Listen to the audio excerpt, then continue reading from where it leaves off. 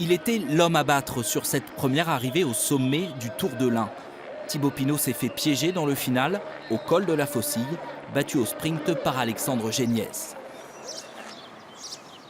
Ce matin, au départ de l'étape, l'encadrement de l'équipe Groupama FDJ n'était d'ailleurs pas forcément optimiste sur l'état de forme de son leader, qui sort de 10 jours de stage intensif, de lourdes sessions d'entraînement en montagne pour le grand objectif de l'été. La clé, c'est d'arriver sur le tour prêt, avec l'envie de se battre avec les meilleurs, et après les résultats viendront tout seuls. Vous n'allez pas me dire qu'il n'y va pas pour pas faire un général. Vous y allez avec des ambitions quand même sur ce Tour de France. On y va avec l'ambition de faire un grand tour. Réaliser un grand Tour de France, un désir assumé aussi par le principal intéressé. Faire un grand résultat sur le Tour, quand on s'appelle Thibaut Pinot, ça veut dire quoi? Podium à Paris?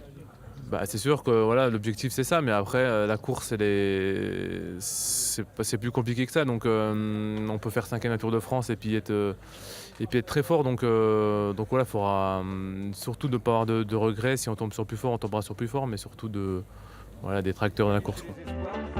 Cette course, la plus belle et la plus populaire, Thibaut Pinot y a déjà brillé. Sur le podium final à Paris en 2014, il avait déjà marqué de son empreinte l'épreuve 2 ans plus tôt pour sa première participation en remportant l'étape entre Belfort et Porrentruy. En 2015, il s'impose également dans la mythique ascension de l'Alpe d'Huez. Des émotions que le speaker historique du Tour, Daniel Manjas, espère revivre.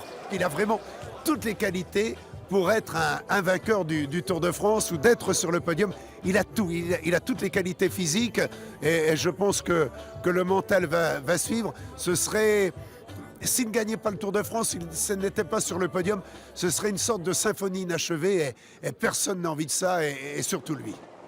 Et pour que la symphonie soit fantastique, les supporters de Thibaut Pinot espèrent un prélude en fanfare dès la 6e étape le 11 juillet sur les pentes de la planche des Belles Filles.